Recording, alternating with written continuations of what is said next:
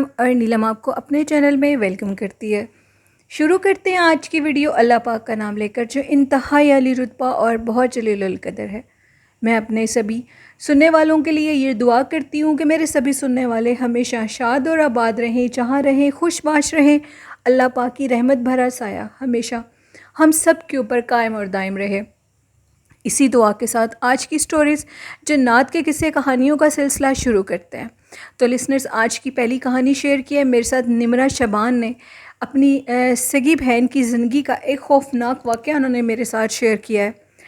वो कहती हैं कि ये एक बड़ी तल्ख़ हकीकत है जो कि आज तक जिसको हम फेस कर रहे हैं। वो कहती हैं कि उनकी जो बहन थी, उनको ये जो वाक़या उनके साथ पेश आया है, इसकी वो कहती हैं कि मैं ख़ुद गवाह हूँ, इसको मैं आंखों से देख चुकी हूँ, फेस कर चुकी हूँ उनके साथ। वो कहती हैं कि उनकी सिस्टर की शादी दुबई में हुई थी, और जो लोग दुबई में रहते हैं वो लोग आज तक इस बात को जानते हैं कि दुबई की जो घर हैं, ज़्यादातर जो घर हैं वहाँ पे पुराने वक्तों में कब्रिस्तान हुआ करते थे, और उन कब्रिस्तान को मसमार करके वहाँ पे इमारतें बनाई गई हैं। जो लोग दुबई में रहते हैं वो बाखूबी इस बात से बाखबर होंगे। वो कहते हैं कि इसी तरह मेरी जो आपी थी, उनकी जब शादी होकर दुबई में गई, वो जिस फ्लैट में रहती थी, आज से पहले ऐसा कुछ नहीं उनके साथ हुआ था, सब कुछ बिल्कुल नॉर्मल था। लेकिन एक दिन मेरी सिस्टर बहुत ज़्यादा डर गई। उनकी तबीयत इस हद तक ख़राब हो गई, उनको अचानक से वॉमिटिंग्स शुरू हो गई, और वॉमिटिंग्स आने की वजह से कुछ दिन वो दोनों हस्बैंड वाइफ ये समझने लगे कि जैसे उन पे अल्लाह का फ़ज़ल हो गया, इसलिए उनकी वाइफ़ की तबीयत इतनी ख़राब है, इसलिए वॉमिटिंग्स आ रही हैं।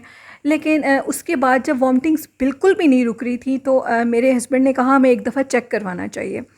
वो उनको डॉक्टर के पास लेकर गए, तो डॉक्टर्स वो अभी इस बात में थे कि शायद अल्लाह पाक का फ़ज़ल हो चुका है मेरी बीवी पे, लेकिन वो बिल्कुल गलत थे। उन डॉक्टर्स ने उनको चेक किया और ये बताया कि इनकी वैसे तबीयत ख़राब है, इनके पेट में कुछ ख़राबी बनी हुई है जिसकी वजह से इनकी हालत इस तरह हो रही है, लेकिन इन पे ऐसी जो आप समझ रहे हैं ऐसी खुशखबरी नहीं है। मेरी आपी की तबीयत बहुत ज़्यादा ख़राब हो गई और उनको हॉस्पिटल में एडमिट कर लिया गया।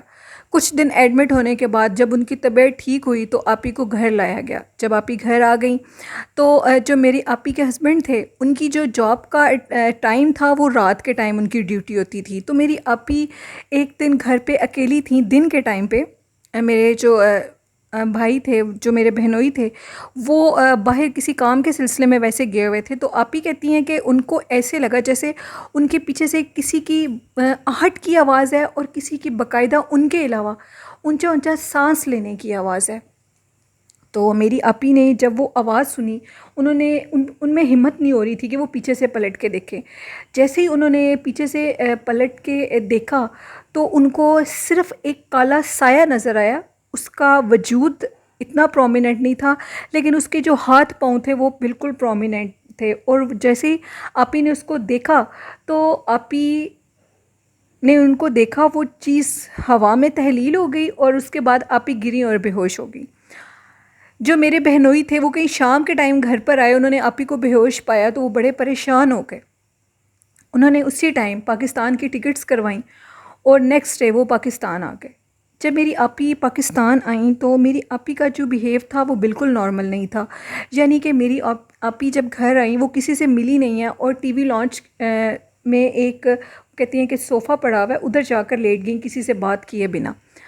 आपी का ये जो रवैया था ये बड़ा हैरान कुन था। वो बहुत प्यार करने वाली थी सबसे, और मेरी आपी बहुत ज़्यादा खूबसूरत थी, उनका कलर बहुत वाइट था और उनके बाल भी बहुत लंबे थे। अब मेरी आपी एक की जो कंडीशन थी वो बहुत और थी। मेरे जो बहनोई थे, जब भी वो आपी के करीब आते थे, आपी उनके ऊपर बाकायदा हमला करती थी, यानी उनको मारने को पड़ती थी। जब से आपी घर आई थी 10-15 दिन गुजर गए थे, आपी ने ना भाई को बुलाया था, ना ही अपने अब्बू को बुलाया था, यानी कि जो निमरा के अब्बू थे उनको भी नहीं बुला रही थी। और अचानक से आपी की हालत इतनी ख़राब हो जाती थी, उनके जो होंठ थे वो कांपने लग जाते थे और उनका चेहरा अजीब हो जाता था। तो जो मेरी वालदा है निमरा, कहती हैं कि उनका ऐसी चीज़ों पे बहुत ज़्यादा बिलीव है, तो उनको ये पता लग चुका था कि मामला कुछ और है। अब आपी की जो कैफियत थी वो इस तरह थी कि जैसे उनको कोई दौरा पड़ रहा हो। तो मेरी वालदा उसी टाइम उठी और उन्होंने उठ के जाके सूरज यासीन आपी के सीने के ऊपर रखी और सूरज यासीन पढ़नी भी शुरू कर दी। कुछ देर के बाद आपी की तबीयत ठीक हो गई, और सुबह नेक्स्ट डे मेरी अम्मी उनको एक मौलवी साहब के पास लेकर गई। उन मौलवी साहब ने जब आपी को देखा तो उन्होंने कहा कि इसके ऊपर चुड़ैलों का बसेरा है और ये तवीज़ ले जाओ, ये कुछ दिन निकाल लेगी, लेकिन ये जो भी चीज़ है ये मेरे कंट्रोल से बाहर है। आप किसी और साहिब इल्म हस्ती से इसके मुतालिक रुजू करें जो कि इनका इलाज कर सकें, क्योंकि ये जो चीज़ें इनके ऊपर हैं वो एक तो मर्दों को पसंद नहीं करती और दूसरा वो बड़ी सख्त चीज़ें हैं, वो 2 चुड़ैलें हैं। वो आपी को उनके तवीज़ से कुछ दिन तो आराम आया, लेकिन वो आराम बिल्कुल वक्ती था। उनकी हालत दिन ब दिन ख़राब होती जा रही थी। जब उनसे तवीज़ लिए उन मौलवी साहब से, उन दिनों में आपी और मैं बाहर गए बाज़ार किसी काम के सिलसिले में। तो मेरी आपी ने खुद ड्राइव की और हम लोग दोनों कुछ चीज़ें हमने ख़रीदी। मेरी बहन बिल्कुल नॉर्मल थी, उनको अभी तक कुछ भी नहीं था। अल्हम्दुलिल्लाह उनके तवीज़ों से कुछ दिन उनको आराम ज़रूर आया था। अचानक से मैं घर के करीब थोड़ा पहुँचे तो हमें कोई चीज़ याद आई, हम वो चीज़ लेने लगे। मैं उतरी गाड़ी से, मैंने गाड़ी से वो उतर के चीज़ें लीं और उसके बाद मैं आकर गाड़ी में बैठ गई और मैं नॉर्मल वे में मैं अपनी बहन से ये कह रही थी कि चलो अब हम घर चलते हैं। घर हमारा बिल्कुल थोड़े ही फासले पे रह गया था।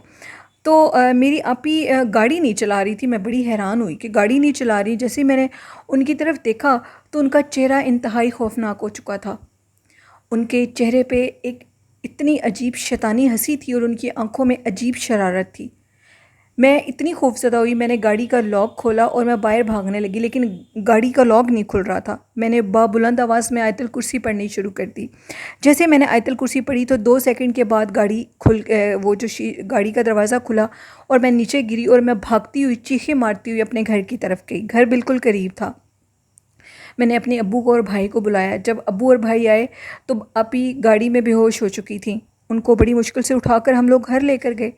उसके बाद हमें किसी ने बताया कि मुल्तान में कोई बहुत बड़े आलिम हैं, साहिब इल्म हस्ती हैं, वो उनके पास आप जाएं, शायद उधर से इनको आराम आ जाए। जब हम उनको उधर लेकर गए उन्होंने भी यही तस्दीक की कि इनके ऊपर 2 चुड़ैलों का बसेरा है, यानी कि वो 2 ख़वातीन औरतें हैं जिनका इनके ऊपर साया हो चुका है। मेरी आपी के ऊपर बाकायदा उस टाइम पे वो चीज़ हाजिर हो गई और हाजिर होकर ये कहने लगी कि बिल्कुल मेरे करीब मत आना, अगर तुम लोग मेरे करीब आए तो मैं जान से मार दूँगी।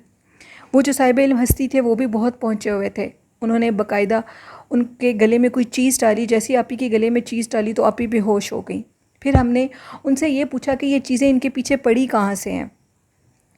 जब मेरी आपी को दोबारा होश आई तो वो जो मखलूक़ात थीं, वो 2 औरतें थीं, वो दोबारा मेरी आपी के मतलब जिस्म में आई और उन्होंने ये मुंह से बोलकर बताया कि ये जहाँ दुबई के फ़्लैट में रहती थी वहाँ पे इसने कंघी की थी और कंघी कर कर अपने बाल ज़मीन पर फेंक दिए थे, जिसकी वजह से हम इसके ऊपर आशिक हो गई हैं और हम इसकी जान बिल्कुल भी नहीं छोड़ेंगे। 21 दिन हम लोग मुल्तान में रहे और 21 दिन लगातार मेरी आपी के ऊपर उन चीज़ों की हाज़िरी होती रही। मेरी आपी का जो कलर था वो बिल्कुल काला हो चुका था, उनकी शक्ल बदल चुकी थी। वो नहायत खूबसूरत लड़की थी, लेकिन जब इन चीज़ों ने उनका ये हशर किया तो उसके बाद इनको कोई पहचानता ही नहीं था। उन बुज़ुर्गों के इलाज के बाद मेरी आपी की उन चीज़ों ने मुकम्मल तौर पे तो जान नहीं छोड़ी, लेकिन वो अब 2 महीने के बाद उनके जिस्म में ज़रूर आती हैं और मेरी आपी के चेहरे पे मर्दों की तरह दाढ़ी आ गई है और उनके सर के बाल इस कदर छोटे हो गए हैं कि हम लोग आपी को देखकर रोते हैं। जो उनको पहले देख चुके थे वो आपी को पहचानते नहीं हैं कि ये वही और लड़की है जो कि इतनी खूबसूरत हुआ करती थी। लेकिन वो चीज़ें मुकम्मल तौर पर मेरी आपी को नहीं छोड़ कर गईं। अभी 2 माह के बाद वो जब हाज़िर होती हैं तो मेरी आपी की हालत बहुत ख़राब हो जाती है। मैं आप सबसे निमरा कहती हैं कि ये दुआ करने को कहती हूँ कि मेरी आपी के लिए आप सब लोग दुआ मांगें कि अल्लाह पाक करे कि वो जो शैतानी मखलूक है, वो जो 2 चुड़ैलें हैं जो मेरी आपी के ऊपर आशिक हुई हैं, वो उनकी जान छोड़ दे, क्योंकि उनका और कोई मतलब हल नहीं है। जितने बड़े मर्ज़ी आलिम के पास चले जाए वक्ती तौर पर तो वो ठीक हो जाती हैं, मुकम्मल तौर पर ठीक नहीं होती। लेकिन अब अल्लाह का शुक्र है कि वो 2 माह के बाद आती हैं, वो रोज़ नहीं आती। ये एक स्टोरी थी निमरा की जिन्होंने लाहौर से मेरे साथ शेयर की। बहुत शुक्रिया निमरा ये स्टोरी शेयर करने के लिए। तो लिसनर्स, जो निमरा की सिस्टर की हालत हुई है उनका कलर इसलिए पीला और काला हो गया कि जब ये चीज़ें इंसान के ऊपर आशिक हो जाती हैं तो उसके बाद जब भी ये इंसान के जिस्म में अपनी हाज़िरी करती है तो इंसान के जो जिस्म का खून है वो जल जाता है, क्योंकि ये आग से बने होते हैं और आग की कोई भी चीज़, यानी कि अगर हम इंसान को किसी को कोई करंट लग जाती है तो करंट लगने से भी इंसान का खून खुश्क हो जाता है, क्योंकि वो आग से बने होती चीज़ है। करंट आग होती है सारी, जिसकी वजह से जन्नात भी इसी तरह ताकत रखते हैं। इनकी जो जिस्मानी हरारत है वो भी करंट की तरह है। जब ये किसी इंसान के जिस्म में होते हैं तो बहुत तकलीफ़ होती है, और जब ये किसी इंसान के जिस्म से निकल कर चले जाते हैं तो इंसान के जिस्म में ब्लड की कमी हो जाती है, इसीलिए इंसान की असली रंगत ख़राब हो जाती है। तो बढ़ते हैं आज की दूसरी कहानी की तरफ। ये कहानी मेरे साथ इंडिया से शेयर की है, और वो कहते हैं इंडिया से जो मेरे लिसनर हैं, जो कि मेरी रेगुलर स्टोरीज़ सुनते भी हैं और बहुत पसंद करते हैं मेरी स्टोरीज़ को, रिमेश ने ये स्टोरी शेयर की है। रिमेश कहते हैं आज मैं आपके साथ इंडिया के एक पुराने गांव की स्टोरी शेयर कर रहा हूँ, लेकिन मैं गांव का नेम मेंशन नहीं करूँगा। उस गांव में एक बहुत बड़ा पुराना खंडर है, यानी कि वो खंडर इस तरह है कि वहाँ पे नीचे गहराई में जाएं तो बहुत बड़ा एक तालाब है पानी का, जहाँ पर अब तो लोग पानी नहीं भरते, लेकिन वो पानी अब भी बिल्कुल साफ़ है।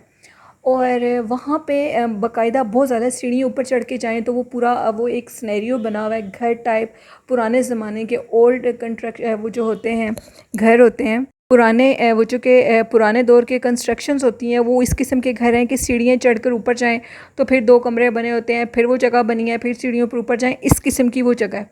उधर बाकायदा पुराने दौरों में लोग रहा करते थे, लेकिन उधर एक ऐसा हादसा पेश आया जिसकी वजह से वो जगह खाली और वीरान है, और आज तक वीरान है। वो कहते हैं कि उधर एक लड़की की डेथ हुई थी, किसी वडेरे ने, किसी ज़मींदार ने उस गांव में उस लड़की के साथ कुछ ऐसा किया था, और उसके साथ कुछ गलत करने के बाद उस लड़की को उसी तालाब में फेंक दिया था, बहुत ऊपर सीढ़ियों से नीचे फेंक दिया था, जिसकी वजह से पानी में गिरने की वजह से उसकी डेथ हो चुकी थी।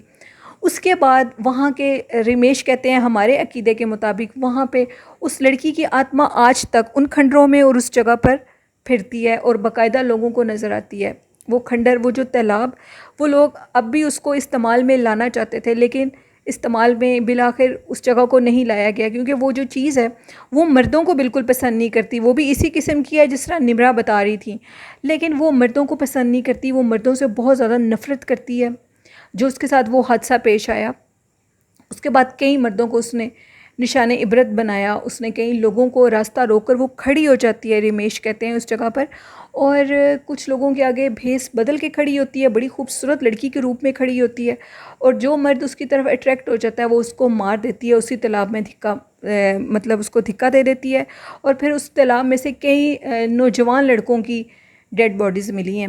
ऐसे बहुत से वाक़यात होते हैं। तो एक ये भी बात मशहूर है वहाँ के जो लोग थे, फिर जब इस लड़की की आत्मा उधर भटकने लगी थी तो लोग अब उन जगहों को खाली कर गए थे, छोड़ कर चले गए थे। जिन लोगों ने उस लड़की को देखा है वो ये कहते हैं कि उसका बहुत बड़ा सर है और उसके जो पाँव हैं वो बाकायदा उल्टे हैं, यानी बैक वाली साइड फ्रंट पे और फ्रंट वाली साइड बैक पे है, और वो बाकायदा उधर लोगों को नज़र आती है। उन सीढ़ियों पे वो चढ़कर ऊपर जाती है, उसकी पायलों की आवाज़ें आती हैं। बड़ा खौफनाक वो मंज़र है, रिमेश कहते हैं। वो उस तालाब में आज तक अब कोई नहीं जा सका, कई सालों से वो तालाब वीरान हो चुके हैं, यानी कि वहाँ पे अगर कोई नहाने के लिए भी जाए तो वो चीज़ बाकायदा उसको धक्का देती है और उसके साथ बहुत बुरे और उस इंसान के साथ जो भी उस तालाब में जाता है बड़ा बुरा वो सलूक करती है, और बाकायदा उसके साथ बहुत ज़्यादा उसके साथ मार पीट करती है। जो लोग भी गलती से अगर कोई मुसाफिर उस तालाब को देखकर अगर उस साइड पे चला जाता है तो वो मखलूक उसके साथ बहुत बुरा सलूक करती है, मार पीट करती है, और इतना मारती है कि कई कुछ लोगों की डेथ हो जाती है। एक दफ़ा गांव की एक औरत थी, वो दोपहर के टाइम उधर से गुजर रही थी, तो वो औरत कहती है कि मैंने अपनी आंखों से देखा कि उस जगह पे एक पिछल पैरी चुड़ैल खड़ी थी, यानी कि ऐसी औरत जिसके साथ इंसान जो दरिंदा किस्म के लोग होते हैं औरतों के साथ ज़्यादती करके उनको मार देते हैं, ऐसी लड़कियाँ फिर पिछल पैरी चुड़ैलें बन जाती हैं। रिमेश कहते हैं कि हमारे अकीदे के मुताबिक ऐसी चुड़ैलों को पिछल पैरी चुड़ैल कहा जाता है। और वो औरत कहती है कि पिछल पैरी चुड़ैल को उधर बाकायदा हमने देखा, मैंने उसको देखा, उसके पाँव पीछे थे और उसका सर बहुत बड़ा था साइज़ में। कई लोगों ने मुझे ये स्टोरीज़ भेजी हैं जिनमें वो जो कि चुड़ैल विच का जो हुलिया बताते हैं उनका सर बहुत बड़ा होता है। तो वो जो चुड़ैल थी वो बाकायदा, वो जब उस औरत ने उसको देखा तो वो औरत भाग गई वहाँ से, तो वो जो चीज़ थी वो बाकायदा उसके पीछे भागी और भागते हुए चीखें मारती हुए उस तक पहुँचने की कोशिश कर रही थी, लेकिन आगे जाकर आबादी थी तो वो औरत बच गई जान से। रिमेश कहते हैं ऐसे बहुत से वाक़यात हैं। वो औरत कुछ लोगों के ऊपर जब बसेरा हो जाता है उसका, तो वो बाकायदा उन घरों के लोगों के ख्वाब में आकर अपनी कहानी बताती है कि मेरे साथ इस तरह हुआ था और इस वजह से मैं सबसे बदला लूँगी। इस तरह के वाक़यात उस गांव में रूनुमा होते हैं। वो पिछल पैरी चुड़ैल कई सालों से, कई सदियों से उधर आबाद है, उस तालाब के ऊपर रहती है और आज के दौर में भी वो लोगों को नज़र आती है। ये कहानी थी रिमेश की, जो उन्होंने इंडिया से मेरे साथ शेयर की। बहुत शुक्रिया रिमेश अपनी स्टोरी शेयर करने के लिए। बढ़ते हैं आज की तीसरी खौफनाक कहानी की तरफ। तो लिसनर्स, ये तीसरी खौफनाक कहानी इमरान ने शेयर किया है मेरे साथ, जो कि सरगोदा में रहते हैं। इमरान कहते हैं, आज मैं आपके साथ एक और सच्चा खौफनाक वाक़या शेयर करना चाहता हूँ। वो बताते हैं कि हम लोग सारे एक ही रूम में सोते हैं और मेरे जो इमरान कहते हैं कि अम्मी अब्बू और मेरी एक सिस्टर और मैं, हम लोग एसी वाले रूम में सोते हैं। तो गर्मियों का मौसम है। इमरान कहते हैं कि मुझे ये आदत है कि मैं हमेशा अपने ही रूम का वॉशरूम यूज़ करता हूँ। मैं किसी और का वॉशरूम अपने घर में भी यूज़ नहीं करता। अकेला मैं सो सकता हूँ अपने रूम में, लेकिन मेरी जो अम्मी हैं उनको अच्छा लगता है कि हम बहन भाई उनके साथ सोएं। तो मेरे जो रूम है, रात के टाइम अम्मी, जब मैं सोने के लिए अम्मी के पास उधर जाता हूँ तो मेरे रूम के कर्टन अम्मी हटा देती हैं और विंडो खोल देती हैं कि सारी रात मौसम, मतलब जो रूम है उसका वो ठीक रहे, हवा आती जाती रहे रूम में। तो मैं रात को, मुझे हाजत पेश आई, मैं रूम से उठा, 2:30-3 बजे का टाइम था। तो मेरे रूम की जो विंडो है उससे बाहर सामने जो सामने लोग रहते हैं उनके घर में काफ़ी बड़े बड़े दरख्त लगे हुए हैं। तो मैं उठा, मैं वॉशरूम में जैसे जाने लगा, मुझे अपने नाम की, इमरान नाम की एक आवाज़ आई और आवाज़ जो आई थी वो विंडो की तरफ से आई थी। मैंने जैसे ही अपने नाम सुना तो मैं विंडो की तरफ गया, लेकिन विंडो में कोई भी नहीं था, बाहर कोई भी नहीं था। मैं वॉशरूम में गया, मैंने समझा मैं नींद में हूँ, शायद इसलिए मुझे ऐसे महसूस हो रहा है। इमरान कहते हैं कि एक इतनी अजीबोगरीब चीज़ मैंने अपनी आंखों से देखी। जैसे ही मैं अपने हैंड वॉश कर रहा था तो बाहर मुझे ये नज़र आया, बैक साइड से, मैं मिरर मेरे सामने था और मैं बैक की जो विंडो थी उससे मैंने क्या देखा, जो कि साथ वाले घर के दरख्त थे वो वाज़िया हम लोगों की उस विंडो में से नज़र आते थे और मिरर में से वो आगे फ्रंट करके मैं खड़ा था तो मुझे बैक से नज़र आ रहे थे। एक औरत जो कि उस जो वो जगह थी, दरख्त था, उसके ऊपर एक औरत बाकायदा बैठी टांगें हिला रही थी। इमरान कहते हैं कि आधी रात के टाइम, मुझे उस टाइम कुछ होश नहीं थी, मैंने चीखें मारनी शुरू कर दी। मेरी चीखों पे मेरे घर वाले सारे इकट्ठे हो गए और मैं जल्दी से वॉशरूम से बाहर आया।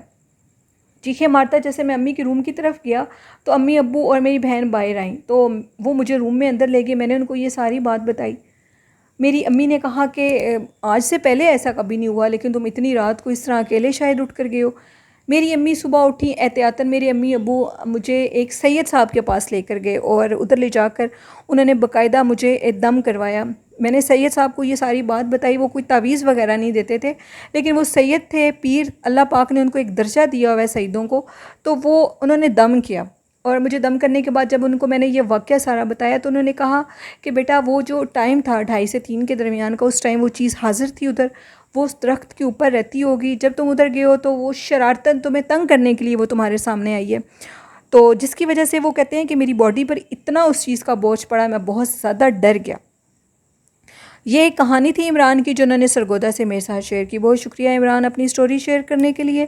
बढ़ते हैं आज की चौथी खौफनाक कहानी की तरफ। ये स्टोरी मेरे साथ शेयर की है अक्सा ने।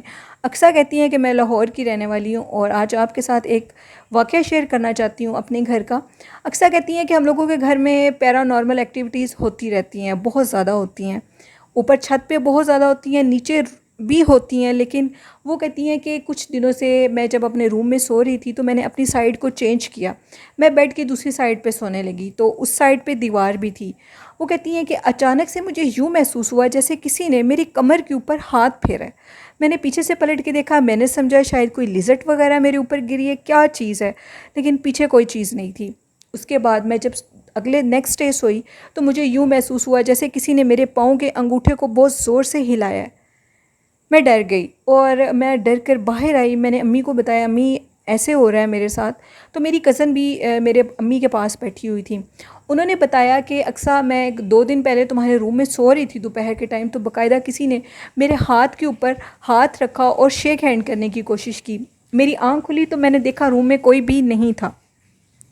अक्सा कहती हैं फिर मैं रूम में उस साइड पे, दीवार वाली साइड पे सोई तो मुझे बाकायदा यूँ लगा जैसे कोई चीज़ गैर मरी मखलूक मेरे जिस्म के अंदर घुसने की कोशिश कर रही है, और उस चीज़ के अंदर बहुत ताकत है। उसके अंदर जितनी ताकत थी, मेरे मुंह से अजीबोगरीब आवाज़ें निकलने लगी। और मेरी बहन मेरे साथ सोई हुई थी। मेरी बहन ने कहा तुम्हें क्या हो गया है? जब उसने मुझे हिलाया तो मैं उठ कर बैठी और मैंने उसको बताया कि मुझे यूँ महसूस हो रहा था कि जैसे मेरे वजूद के अंदर कोई और वजूद घुसने की कोशिश कर रहा है। वो भी बात गुजर गई। तो अक्सा कहती हैं एक दिन मैं रात को अकेली सो रही थी। मेरी जो सिस्टर थी वो हॉस्टल में रहती हैं और वो हॉस्टल वापस चली गई थी। ये जो हालिया दिनों में कॉलेजेस खुले हैं, मैं रूम में बिल्कुल अकेली थी। एसी ऑन होता है जिसकी वजह से जो रूम है वो बंद होते हैं। अम्मी अब्बू अपने रूम में थे, मैं अपने रूम में सो रही थी। बाकायदा एक छोटी ग्लोब की लाइट जल रही थी जिससे रूम की सारी मतलब मुझे नज़र आती है। वो येलो कलर की लाइट थी।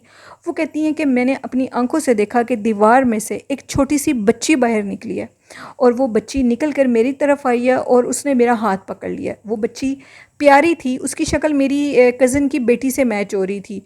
वो बच्ची 2 या 2.5 साल की होगी। मैं चीखना चाह रही थी लेकिन मैं चीख नहीं पा रही थी। मैंने आयतल कुर्सी पढ़ी। आयतल कुर्सी पढ़ते साथ ही वो जो बच्ची थी वो वहाँ से गायब हो गई। उसके बाद मेरी हालत इस कदर ख़राब हो गई, मैंने अम्मी को बताया। अम्मी ने मुझे कहा कि तुम उस जो जगह पे तुम अब सोती हो उस जगह पे सोना छोड़ दो, वो उनकी मस्कन है, वो उनकी जगह है, इसलिए वो मखलूक तुम्हें तंग कर रही है। लेकिन दोबारा मैं रूम में अकेले सोने की मेरे में हिम्मत ही नहीं पैदा हुई। जब मेरी सिस्टर वापस आती हैं तो मैं उस रूम में सो सकती हूँ, अदरवाइज़ मैं अपनी अम्मी के साथ सोती हूँ। मुझे बहुत डर लगता है। तो ये कहानी थी अक्सा की जिन्होंने लाहौर से मेरे साथ शेयर की। बहुत शुक्रिया अक्सा अपनी स्टोरी शेयर करने के लिए। तो लिसनर्स, ये थी आज की खौफनाक कहानियाँ। आप लोगों को कैसी लगी अपना फ़ीडबैक मुझे ज़रूर दीजिएगा। और जिन्होंने अभी तक चैनल को विज़िट किया है, आप लोग चैनल को ज़रूर सब्सक्राइब करें। आपकी सपोर्ट मुझे बहुत अच्छी लगती है। और जिन्होंने अभी तक अपनी खौफनाक कहानियाँ मेरे साथ शेयर नहीं की, तो डिस्क्रिप्शन बॉक्स में मेरे फेसबुक आईडी और मेरे ईमेल आईडी पे आप लोग अपनी स्टोरीज़ को शेयर कर सकते हैं। और जो लोग इन जगहों पे शेयर नहीं कर सकते, वो कमेंट बॉक्स में भी अपनी स्टोरीज़ को शेयर कर सकते हैं। मेरे बहुत से लिसनर्स ने मुझे ईमेल की होती है। आपकी ईमेल मुझे लेट मिलती है लेकिन मिल जाती है। तो आज का अच्छा मैसेज मैं आप लोगों को ये देना चाहूँगी, जो हम लोगों के रिश्तेदार अपने इस दुनिया से चले गए हैं, उनकी खैर खबर ज़रूर रखा करें, उनके पास ज़रूर जाया करें, क्योंकि वो लोग भी हमारा इंतज़ार करते हैं। और आखिर में मैं ये ज़रूर कहना चाहूँगी, अपने वालिदैन से मोहब्बत और प्यार करें और उनसे ढेर सारी दुआएं लें। और अल्लाह पाक हम सब के वालिदैन की लंबी ज़िंदगी, सेहत, तंदुरुस्ती अता करे और उनको कभी भी कोई तकलीफ़ ना आए, आमीन। इसी के साथ अपनी होस्ट नीलम को इजाज़त दीजिए। मुझे और मेरे वालिदैन को अपनी दुआओं में ज़रूर याद रखिएगा। आपका और आपके वालिदैन का और आपके तमाम घर वालों का अल्लाह हामी और नासिर हो।